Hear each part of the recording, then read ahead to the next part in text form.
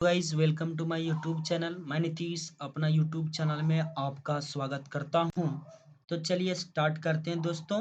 आज हम देखने वाले हैं लेक्चर नंबर 6 के अंदर फ्लो चार्ट। ये फ्लो चार्ट क्या होता है, इस फ्लो चार्ट के बारे में सबसे पहले समझेंगे।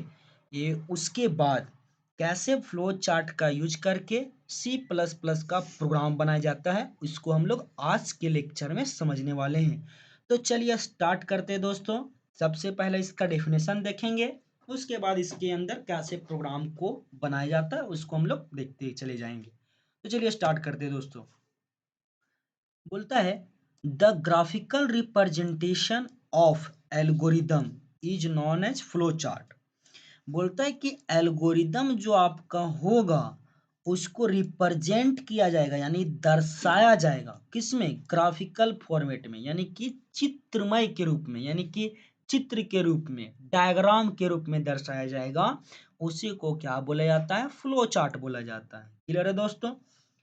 अगला लाइन आपका बोलता है there are many different types of diagram use in flow chart. बोलता है कि मेनी डिफरेंट, अनेक अलग अलग टाइप्स का डायग्राम का यूज करता है कौन, फ्लो चार्ट। तो क्या क्या डायग्राम यूज करता है, क्या क्या शेप यूज करता है, क्या क्या चित्र यूज करता है, उसको हम लोग देखते हैं। तो ध्यान दीजिएगा दोस्तों, यहाँ पे देखिए 3 कॉलम आपके बनाए गए हैं, column number 1, column number 2 and column number 3। ये फर्स्ट जो कॉलम है उसमें डायग्राम बनाया गया है, सेकेंड कॉलम के अंदर नाम है और थर्ड कॉलम के अंदर आपका वर्किंग है।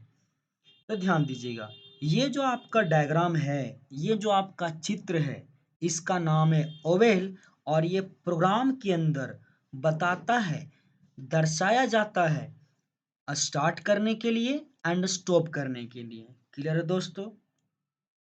अगला अगला जो आपका डायग्राम है, ये डायग्राम बनाया गया है, इसका नाम है एरो। और ये प्रोग्राम के अंदर फ्लो लाइंस के लिए यूज किया जाता है। अगला जो आपका है डायग्राम, ये डायग्राम बनाया गया है, इसका नाम है आपका पैरेललोग्राम। और ये पैरेललोग्राम का यूज किया जाता है इनपुट के लिए एंड आउटपुट के लिए। क्लियर है दोस्तों। इनपुट का मतलब यहाँ पे क्या है, ध्यान दीजिएगा। इनपुट क्या है, इनपुट का मतलब ये है कि अगर आप दो नंबर को जोड़ना चाहते हैं तो सबसे पहले दो नंबर आपको कीबोर्ड में टाइप करना पड़ेगा। जैसे 2 को जोड़ना चाहते हैं और 2 को, तो कितना होगा, ये 4 होगा। तो देखिए ये 2 को आप कीबोर्ड की मदद से लेते हैं और ये 2 को जो आप कीबोर्ड की मदद से लेते हैं, तो ये जो कीबोर्ड की मदद से आप टाइप करते हैं तो उसी को क्या बोला जाता है, इनपुट बोला जाता है। क्लियर है दोस्तों। और अगला है आपका इसी में आउटपुट, जो जिसका यूज किया जाता है आउटपुट के लिए भी, ये पैरेललोग्राम का।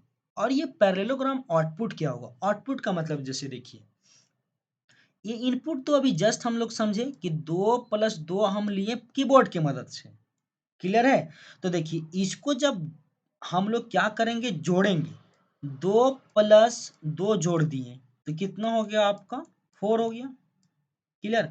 अब देखिए ये जो 2 + 2 को जोड़े 4 आया है, ये 4 को जब हम लोग आउटपुट में दिखाएंगे तो उस समय किसका यूज करेंगे, पैरेललोग्राम का शेप का यूज करेंगे। क्लियर है दोस्तों।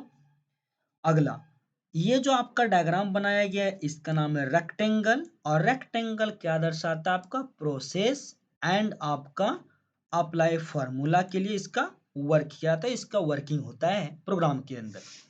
तो ध्यान दीजिएगा, ये प्रोसेस क्या, अप्लाई फार्मूला क्या है।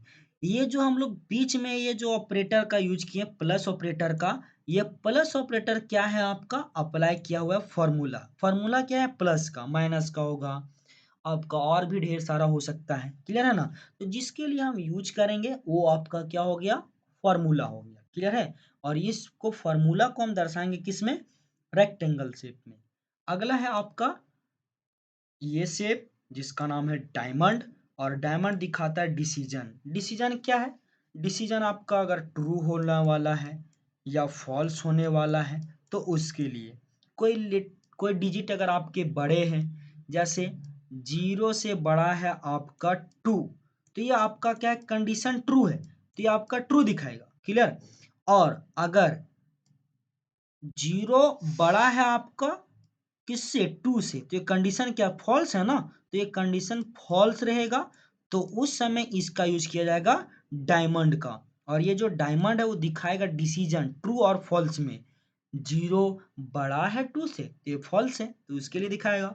और अगर दिखा दिया जीरो जो आपका है 2 से छोटा है, तो उसके लिए आपको फॉल्स के लिए दिखाएगा, ट्रू के लिए दिखाएगा। क्लियर है दोस्तों? चलिए इसको हम प्रोग्राम के थ्रू देखते हैं। देखिए आपका ये प्रोग्राम बनाया गया है। सबसे पहले लिख बोलता है write a program to find the sum of two number. एक प्रोग्राम लिखना है जिसमें आपको फाइंड करना है सम दो नंबर का यूज करके। क्लियर है? तो ध्यान दीजिएगा।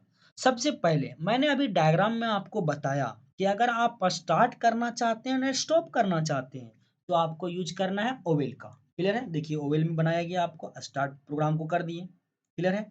अगला, जब एक शेप से दूसरे शेप में जाना हो या एक लाइन से दूसरे लाइन में जाना हो, तो इसके लिए किसका यूज करना है, ये एरो का यूज करना है। क्लियर है दोस्तों?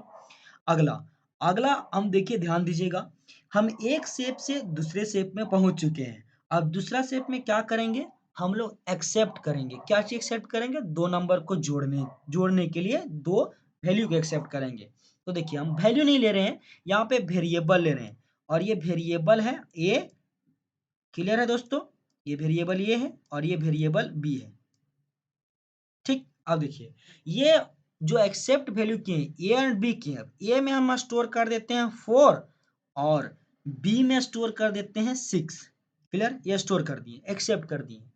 नीचे लाइन में जब जाएंगे, अगला एक इसका काम कंप्लीट हो चुका है, वैल्यू ले चुके हैं, ए का भी वैल्यू ले लिए और आपका बी का भी वैल्यू ले लिए।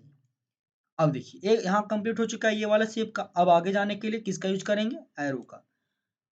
एरो का यूज कर चुके हैं। अब देखिए अब यहाँ पे अप्लाई होगा फॉर्मूला, क्योंकि देखिए दो वैल्यू ले चुके हैं हम लोग, दो वैल्यू ले चुके हैं ए का बी का। तो अब क्या करेंगे, अप्लाई करेंगे, ये दोनों को जोड़ेंगे ए प्लस बी। तो ए भी जोड़ दिए, ए प्लस बी। क्लियर है? अब देखिए ए में क्या है, 4 प्लस बी में कितना है 6। देखिए जोड़ चुके हैं।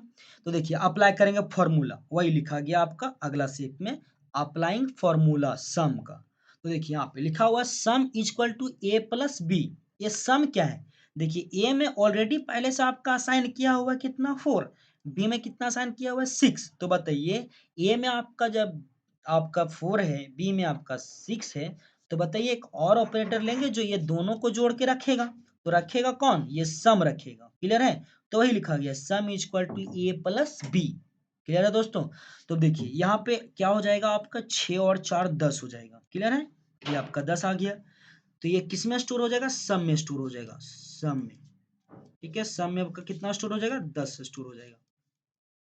क्लियर है? अब देखिए 10 स्टोर हो चुका है किस में, तो यहाँ पे किसको आउटपुट कराएंगे, डिस्प्ले किसको करवाएंगे, सम को। तो वही लिखा गया अगला वाले शेप में, जिसका शेप आपका पैरेललोग्राम, और पैरेललोग्राम का यूज किया था डिस्प्ले करवाने के लिए। तो देखिए आपका डिस्प्ले द रिजल्ट, क्या चीज, सम। क्लियर है दोस्तों? अब सम क्या है आपका 10।